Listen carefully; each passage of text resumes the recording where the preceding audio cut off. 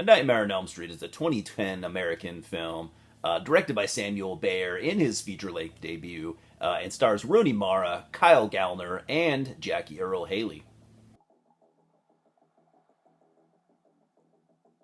It's a remake of the classic 1984 Wes Craven film.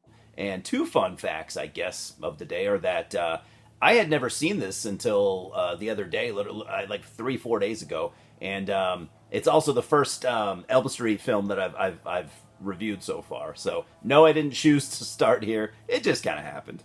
The plot follows a group of teens whose dreams are haunted by, you guessed it, Freddy Krueger. Coincidentally, they are also the children of the people that killed him as a human.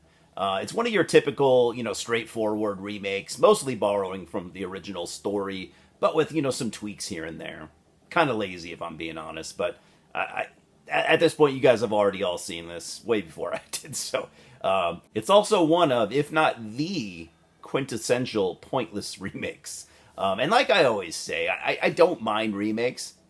I enjoy a bunch of them. We get some familiarity, of course, a lot at times even, but it either doesn't work or just pales in comparison to the original. The idea for the story, to be fair, could have totally worked.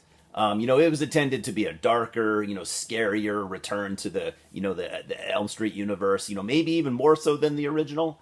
On paper, I'm totally down. I'm down. Give it a shot. Why not?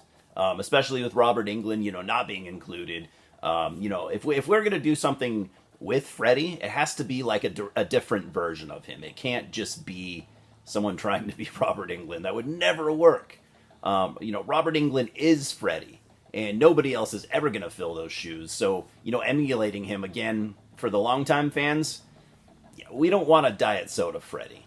But unfortunately, nothing, in my opinion, nothing about the way that they handled him works at all. Right down to Jackie Earle Haley, as Freddy himself, who is a good actor. He's always been a good actor, no doubt, but he was just not the right guy here.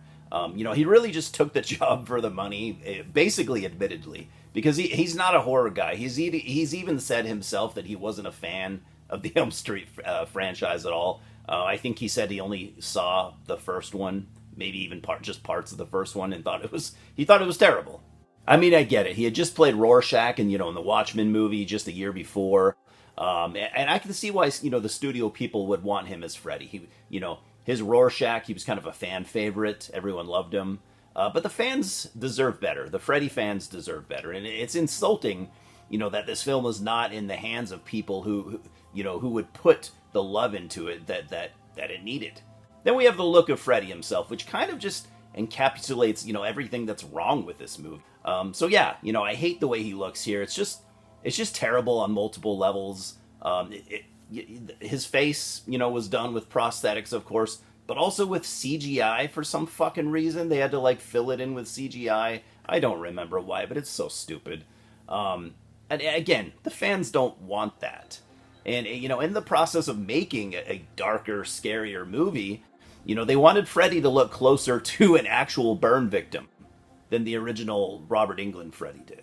So I guess someone in charge here thought that we all must just look at burn victims as scary monsters. I mean, that's not good. We all know why Freddy looks the way that he does, but he looked so non-human that I always just looked at him as more of a demon than a burn victim. Other than that, though, he still has the hat, he still has the sweater, he still got the claw, of course. Basically the same. The way he delivers his dialogue was exactly the way that he did, the way he delivered his lines with his Rorschach character. He's basically Rorschach with a Freddy mask. Great Rorschach, terrible Freddy. That's I could have just left it at that. But I also, going into Freddy's backstory, I also didn't like the whole child molester angle instead of just being a child killer. To be fair, though, this is how Wes Craven actually had originally written Freddy. Back for the first film, and changing that is probably the best career move he ever made.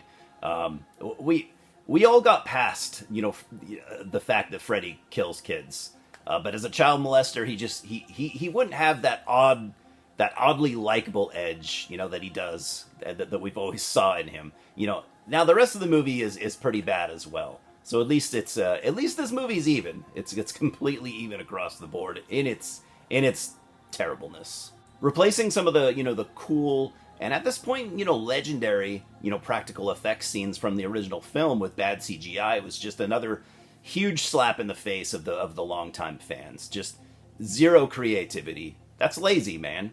Rooney Mara and Kyle Gallner are fine as actors, but there are no good or interesting characters here. Not even Clancy Brown or Freddy himself.